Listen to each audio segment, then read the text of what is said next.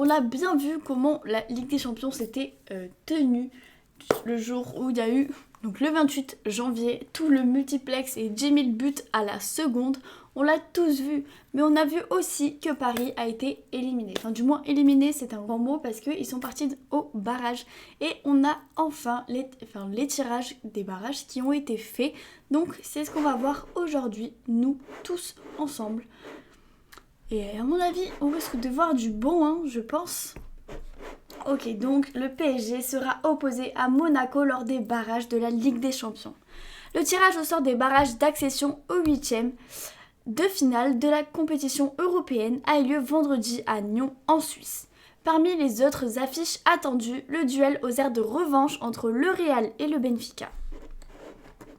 Déjà, en vrai, c'est ouf parce que dites-vous que ça aurait pu tomber sur n'importe quel autre club et c'est tombé sur vraiment 2 clubs français qui s'affrontent. Donc déjà, ils vont sortir un des deux, je ne sais pas qui gagnera encore, mais quelqu'un va sortir un club français.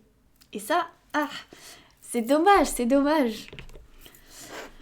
Il y aura donc un duel franco-français lors des barrages d'accession au 8e de finale de la Ligue des Champions.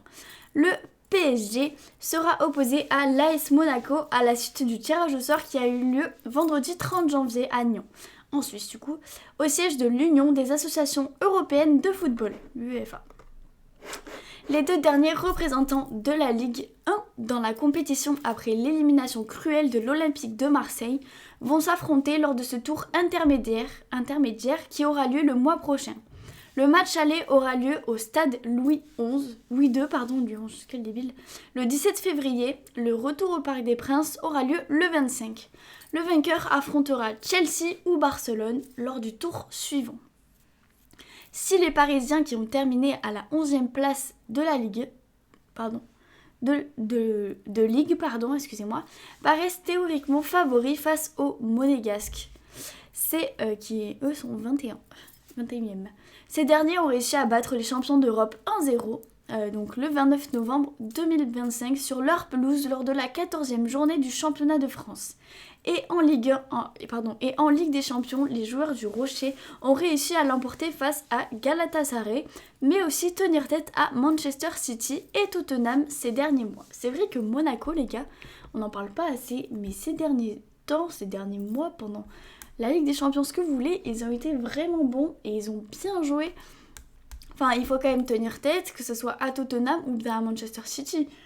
Là, franchement, ils ont des assez bons résultats par rapport à ça. Ok, Paris en perte de vitesse, je suis bien d'accord. Le PSG, tenant du titre, est actuellement en perte de vitesse. Les hommes de Luis Enrique, qui ont été dans le wagon de tête du classement de la phase de la Ligue des Champions pendant de longs mois, se sont finalement écroulés sur la fin avec seulement 2 points pris sur 9 lors des 3 dernières rencontres. Éjectés du top 8 après la contre-performance à domicile face à Newcastle mercredi, les Parisiens peinent à retrouver le niveau qui était le leur au printemps. Le club de la Principauté, lui, a réussi à arracher son ticket qualificatif pour la phase à élimination directe de la compétition continentale.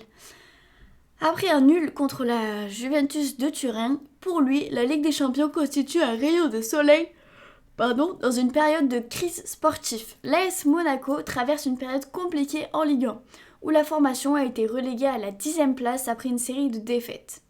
C'est positif pour le foot français. On va avoir 2 belles soirées. Il est toujours très difficile de jouer contre Paris.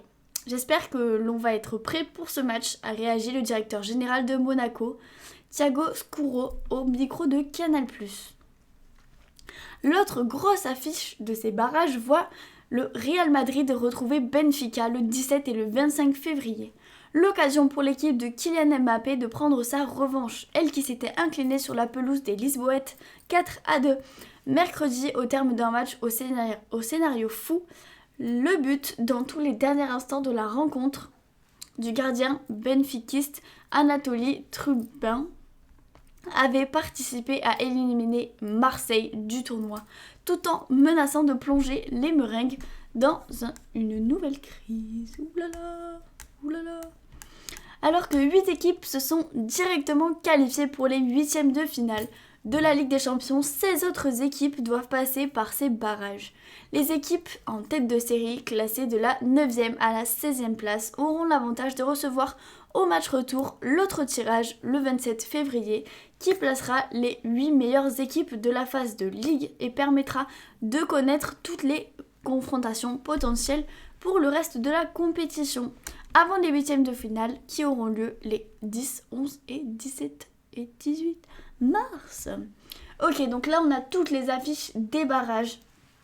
Paris Saint-Germain, Monaco, ça on l'a dit. Le Real contre Benfica, pareil, on l'a dit. L'Inter de Milan contre FK Bodo Glimt.